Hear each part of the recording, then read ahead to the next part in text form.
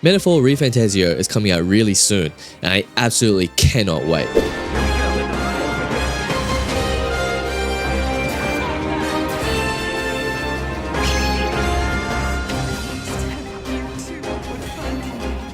Continuing on with ATLUS's showcases is the latest one about the characters in Metaphor. Shigenori Sojima has already outdone himself with the character designs in the game. I mean, let's be honest, it is definitely some of his best work. And in his latest showcase, there were a lot of new announcements. So today, I'll be reacting to the showcase and also doing a breakdown of everything that is shown. So if you enjoyed this type of content and want to see more of Metaphor, please like, comment, and subscribe to the channel. Now let's get back to the Kingdom of Uchronia. Alrighty, so ATLUS is finally doing another showcase, this time doing a showcase of its characters in the world of Metaphor. So we've already got archetypes, we've already got background of the overview of the game, and then also gameplay and combat. And now I guess we'll just have a look at the characters. So I'm super excited. All the character designs look pretty dope. So let's go.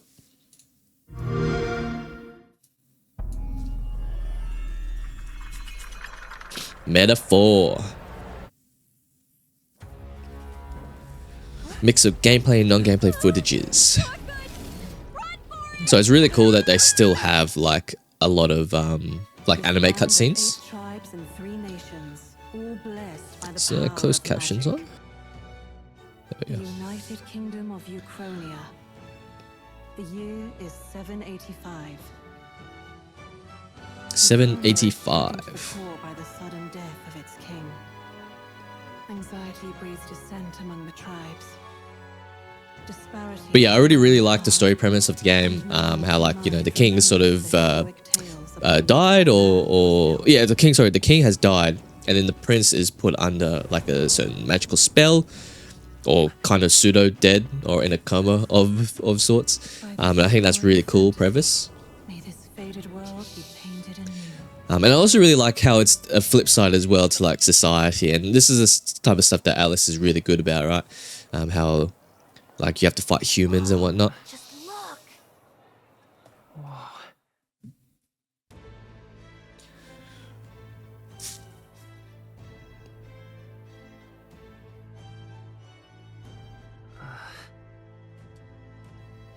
So yeah, this kind of looks like the opening to the game, which is pretty cool.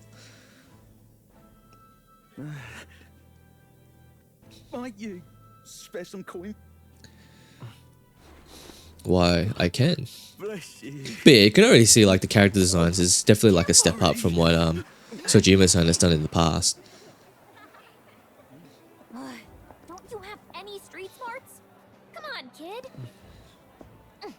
And yeah, it's like really cool that the protagonist actually has like fully voice acted lines and stuff now as well, which is awesome. Here. Gotta stay focused. Right. You noticed back on the wagon? You might be the only elder here, in the whole city even.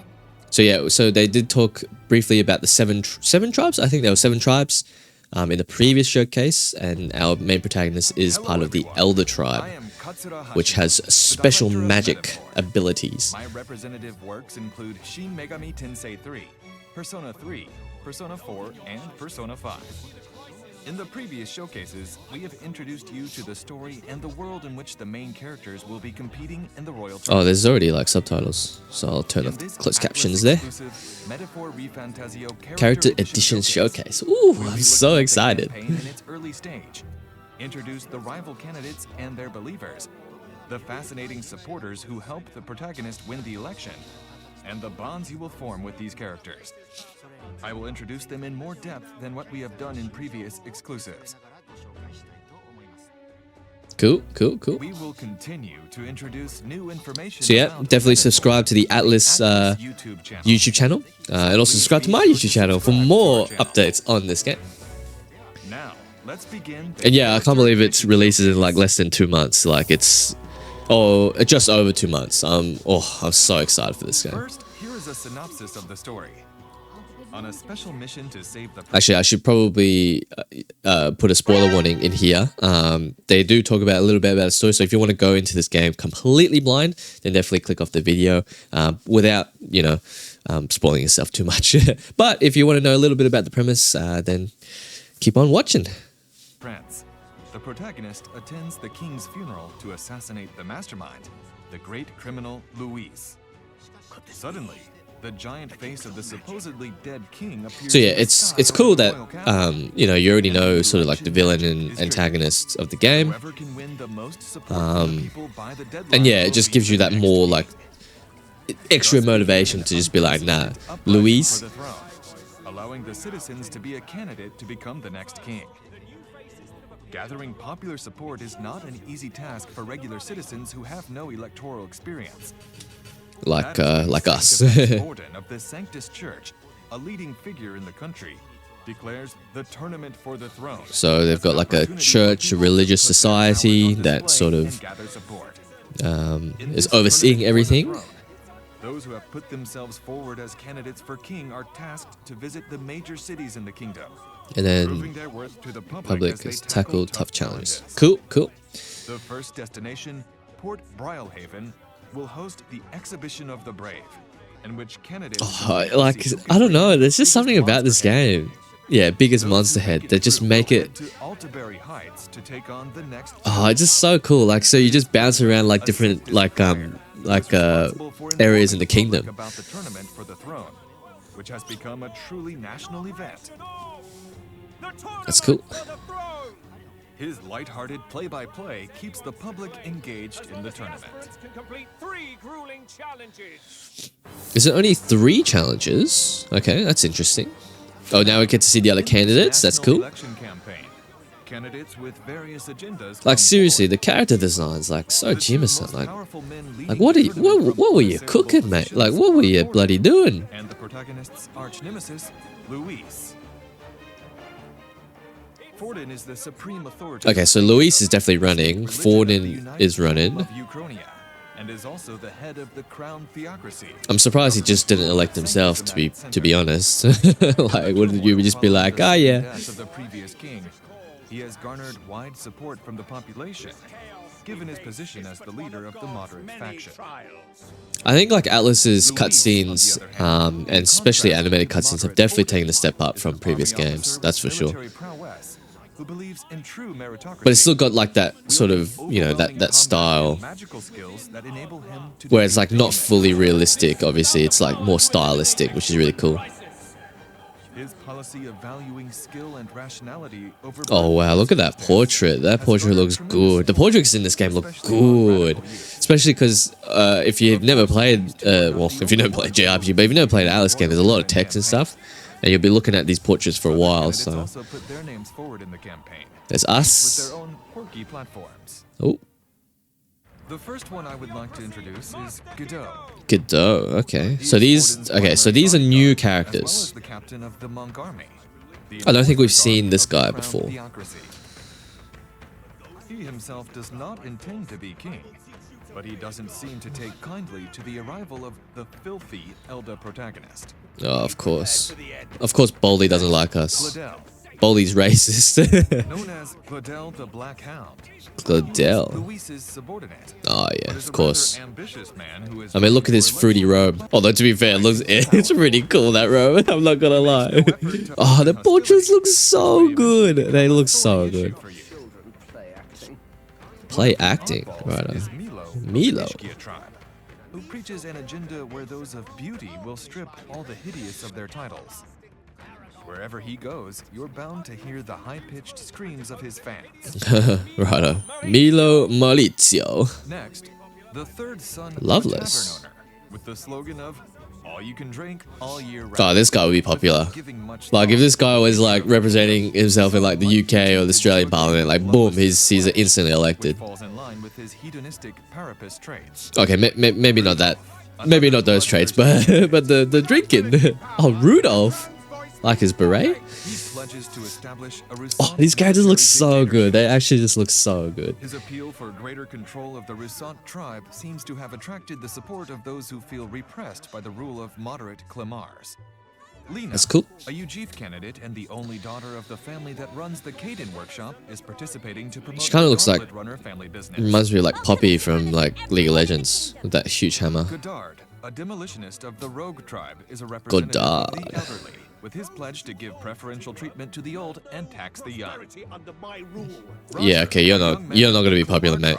Believes in his own righteousness and is pushing forward with his vision. I love how all these guys have like Godot, you know, Loveless, and then Roger. It's just Roger. Winning no matter what. His campaign pledge depending on where he goes and who he needs to please at the moment. We also have Julian of the Ishkia tribe, who is very conscious about pro-animal rights, even when it comes to monsters that threaten people. Okay. Adeni, So, island okay. chief of the Oh, Musari what the tribe, hell? to participate in the tournament as a pagan advocate for religious freedom. And others with various agendas and objectives will appear. Yeah, so, okay. Yeah, so there seems to be a lot of characters, and I'm sure there's like a lot of backstory and whatnot that you can sort of go and delve into. This is one of those ATLUS games that, actually ATLUS themselves, I think in a press release or a conference or something, did announce that you won't be able to do everything in one playthrough, similar to, I guess, other ATLUS games. But I don't know what they actually mean by that, because does that actually mean like you can never do everything in one playthrough, which means every single playthrough of this game is going to be different, which is amazing as well, by the way, so you can play this game over and over and over again. But yeah, it just seems like there's a lot of characters. You'll probably be interacting with a lot more, and I'm sure there's a lot of other stuff that they haven't revealed yet, not just, you know, any major spoilers. For the Throne has a festive aspect with a truly diverse field of rival candidates. But maybe Gallica is right. If one of these candidates become king, the country will face bigger problems. Yeah, especially Gladel. I feel like if Gladel becomes king, it's like game over. Oh, that gauntlet runner at the end there looks so sick. There are many who want to represent the tribe they come from and increase their influence. However, some of these rivals are so impacted by the protagonist's actions down the line. They join you, don't they? Yeah, that's right. That's right. Here we go. Here we go. Now, but I hope you will look forward to that as well. Oh my god, Gladel has like a Doge-looking character or a cat. The candidates' pledges are posted in cities with influential power. So can you like poster over those with your face on it? That would be pretty funny. To see what they think of the Metals Day. And claims made in speeches. Interesting. The election period, the protagonist's popularity ranking in the race can be checked by pressing a Oh, there is a popularity ranking. At the beginning, the protagonist's support Oh, that's pretty cool. Oh, that looks sick. Like, look at the archetype. Look at the little shadow. That looks so dope. Oh, seriously, the designs in this game are so good looking. So yeah, you got a popularity rank, which is cool. I mean, we don't really know what, for context, if 8,000 is good. Well, probably for a huge kingdom, 8,000 is probably not that good. But yeah, that's pretty cool to know. This is not a simulation game where the popularity ranking fluctuates in real time, so it is only a flavor element of the game. But these rankings will change significantly as the game. Oh yeah, well yeah, of course it's not going to be real time because that'd be pretty like not very fun to do. The protagonist is a nobody at the lowest level in the country. Nice. That's where we like to start, as a nobody. Anyone would expect to be king. You will feel the dynamics of this royal tournament campaign as you watch the ranking gradually change. We delivered with the results of pigeon. completing your missions and through your actions towards the people of the city. Wait, why did that number go down? Wait, was I blind or did it go up? Followers that support the protagonist. Who is this shady woman? Oh my god, okay. What is going on here? Look at this design. Look at the design. It looks so dope. The white eyeshadow, that's really cool. Way. There are also encouraging allies who will support your campaign. Keep a low profile. In the cities that the protagonist Regal Soldier. There are many people with various kinds of problems. By listening to them and helping them, they will become strong supporters of the protagonist. This game just seems so huge. Like, seriously, like, what is this game? Like, this game seems massive. Travel with them, such as Like, Stroll and Hulkenberg, are also I guess in terms of scale, like, I don't know, in terms of scale, is it like bigger? Do you think it's like bigger than Persona 5? Like, Persona 5, when it was demoed and all that sort of stuff, you're just like, oh yeah, it's like another Persona game. But this one just seems like a massive, like, open world JRPG. Which obviously it isn't, but it just seems like it. Okay. Oh yeah, that's cool. So you can get, yeah, the archetypes as they said before with the followers. There is a rogue follower named Brigida. Brigida. Owns an igniter shop in the royal capital. Magic igniters. Magic She igniters. notices that the protagonist is an Elder and asks him to take on a quest. Brigida to test his looks strength. good. I'm not gonna lie, guys. If you accept the Brigida quest looks and gain her good. trust, she will be a powerful follower. Might have its own advantages. When she becomes a follower, the protagonist will not only be able to awaken to the merchant archetype, which offers more rewards in battle, Yeah. but you will also be able to make What can purchases you at the purchase? igniter shop at the royal capital. Ooh, does that give you which good is stuff? usually not available to the Elder. Oh, Next is a girl okay. named Maria, So you get who lives exclusive at the stuff Hut depending Hut on who you go located with. in the royal capital. Welcome. Maria. Separated from her parents and having no friends due to her rogue and Ishkia mixed background. Oh, she's a mixed. She eagerly awaits the souvenir of stories that the protagonists bring back through encounters. Yeah, they that's have cool, on their that's cool. travels. If you can help her feel less lonely, she will also be a powerful follower. So what does she give you? Oh, she gives you the healer archetype. Okay, well, I feel like everyone really needs to form a bond with Maria there. Rusant, who is the captain of the guard corps in Martira. Does that He mean is a simple, Hulkenberg would clumsy, know likable him? and earnest man who faces new problems after an incident that happens Borrowed in his him. town is solved. town is right anxious. By supporting him, he will become a strong follower. That's cool. So what does he? Your bond What does he with him give you? awakens the commander archetype. Oh, is that like Bends the buffing? flow of battles to your will. Yeah, it's like buffing and debuffing. That's cool. Like Nice. Barden, we meet Alonso in Martira. Ooh, an Alonso. elusive and enigmatic young man of the Nydia tribe.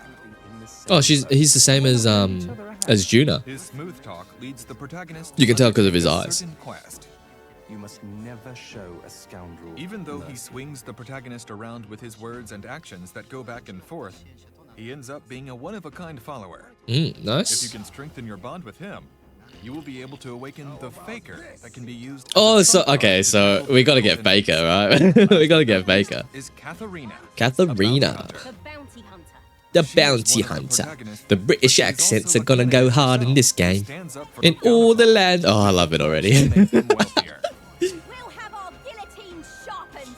And Our wallet guillotine The bond you sharpens. form with her, you can awaken the brawler archetype. Oh, which that's can so deliver dope. decisive blows. It's really cool how like each bond gives you a different like element in combat. I think that's really You cool. form a strong bond. I mean, I know that's been done in like Persona and SMT games, but like I just think it's a really cool aspect of ATLUS games that they do really well. Between the candidates will play out. In Cool, addition to cool, the cool. followers introduced here, So yeah, we definitely want you can Alonso, also bond Maria. with fellow party members such as Stroll and Hulkenberg, and build a follower relationship. So yeah, with Nuras, them. that means we'll be a party member as well. Interacting with There's characters of Hazme. all ages, tribes, and values. Oh, Hazme's and quick. From different perspectives will give you a new experience unlike any you have had in previous titles.